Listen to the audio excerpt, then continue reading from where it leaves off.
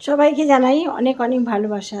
চলে আসলাম তোমাদের সামনে একটা ছোট্ট ব্লগ নিয়ে। হ্যাঁ বন্ধুরা, আজকে শ্রাবণ মাসের প্রথম সোমবার, সেই উপলক্ষে আমি আমার বাবা ভোলানাথকে স্নান করাচ্ছি, তাই তোমাদেরকে একটু দেখাতে আসলাম। দেখো, বাবা ভোলানাথকে নামিয়েছি, আসন থেকে নামিয়েছি, আসন থেকে বাবা ভোলানাথকে নামিয়েছি। দেখো, ঠিক আছে, বাবা ভোলানাথকে নামিয়েছি।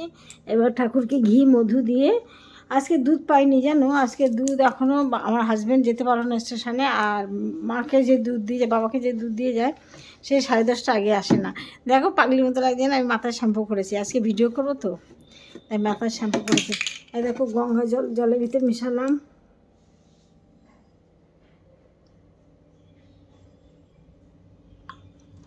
অল্প দিচ্ছি, জল নেই গঙ্গা জল, সেই জন্য অল্প দিলাম। জল মিশালাম, গঙ্গা জল আর এমনি জল দিয়ে বাবা ভোলানাথকে চান করাবো। কী করবো, যা বাবা ভোলানাথ আমাকে জোগাড় করে দেবে তাই দিয়ে করাবো। আর জানো, গাছের দুটো আকন্দ গাছ আমার, কিন্তু একটা গাছে একটা কুড়ি পর্যন্ত রাখিনি, সব চুরি করে নিয়ে গেছে। ভাবো, একটা ফুল আমার জন্য রেখে দিত, আমার বাবা ভোলানাথকে একটু দিতাম, বাবা ভোলানাথকে দিতাম, কিন্তু বাবা ভোলানাথকে একটা ফুলও দেয়নি, রাখিনি, সব চুরি করে নিয়ে গেছে। যাই হোক বন্ধুরা, দেখো দিদি বাসনগুলো মেজে রেখে গেছে, আজকে এই ঘরটা লাগছে না।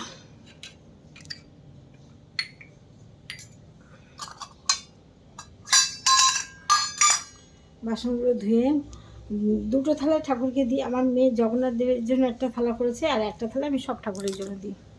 আমি এক জায়গায় দেখেছিলাম সব দেবতার জন্য আলাদা আলাদা থালা করার দরকার নেই, একটা থালাতে ভোগ দিলেই হয়। তাই সেই হিসাবে আমি একটা থালা দিতাম। আমার মেয়ে আবার জগন্নাথ দেবের জন্য একটা থালা বের করেছে, মা একটা থালা বের করো। কাজে দিদি ধুতে চায় না, বলে কি পারবো না, অতগুলো বাসন মাজতে পারবো না, এসে তাই করে বসে থাকে। জানো কী করবো বলো, আমি তো একা পারি না, তার জন্য চলতে থাকে। দেখো ভোলানাথকে কীভাবে স্নান করি দেখাও। বন্ধুরা, বাবা ভোলানাথকে ঘি মধু মাখিয়ে মাথায় বেলপাতা চড়িয়ে স্নান দিচ্ছি।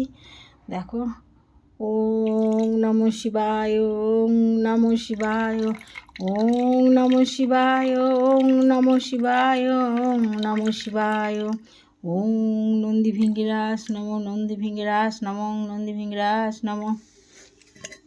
দেখেছো, এবার বাবাকে ভোলা বাবাকে লাল চেলি দিয়ে, লাল চেলিটাকে ছিল কোথায় গেল, এই যে লাল চেলি দিয়ে মুছিয়ে, তারপরে চন্দন মাখিয়ে, বেলপাতার উপর বেলপাতাতে চন্দন মাখিয়ে বাবাকে তুলে দেবো।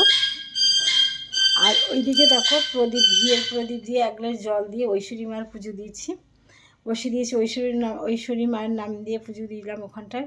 এই ঘিয়ের প্রদীপ জ্বলছে, ওই ঘিয়ের প্রদীপ যতক্ষণ জ্বলবে আমি ততক্ষণ এখানে বসে থাকবো, আর সব ঠাকুরদের পুজো দেবো। এবার দিয়ে দেখো, ধূপ ধুনো জ্বালিয়ে নিয়েছি, প্রদীপে একটু ঘি দিলাম, আর একটু ঘি দেবো, দিয়ে প্রদীপে ঘি বাতাসা দিলে মা সন্তুষ্ট হয়। মিষ্টি মুখ করে যদি তুমি পুজো দিতে বসো গালে মিষ্টি নিয়ে, তাহলে মা লক্ষ্মী সন্তুষ্ট হয়, জানো। যাই হোক, তোমরা সবাই তো জানো, আমি অন্তত জানি না মনে হয় কিছু। যাই হোক, ভোলা বাবাকে স্নান করে নেবো, নিয়ে তোমার ওগুলো বাবা ভোলানাথকে তুলে দেবো, সবার কাছে সবার জন্য মঙ্গল কামনা করে নেবো বাবাকে। আর সবথেকে বড়ো কথা, আমি একটা ভিডিওকে 3বার করতে হয়, জানো, 3টে পেজ আমার ফেসবুকে 3বার করতে হয়, এই জন্য পুরোটা সবাইকে দেখাতে পারি না। হয়তো তোমার এখানে আসলে স্নান করানো, আরেকজনকে দেখাবো বাবা ভোলানাথকে মোছা, আরেকজনকে দেখাবো তুলে দেওয়া, এইভাবে দেখাই। তোমরা সবাই পাশে থেকো আর ভিডিওগুলো একটু দেখো। এবার এই ফুলগুলো মাকে দেবো, সবাইকে দেবো। দেখো, গণেশ ঠাকুরের চরণে একটা দিই, এই যে গণেশ ঠাকুর আমার, এই দেখো গণেশ বাবা, দেখতে পাচ্ছি যে আমার গণেশ বাবার চরণে একটা জবা ফুল দিলাম,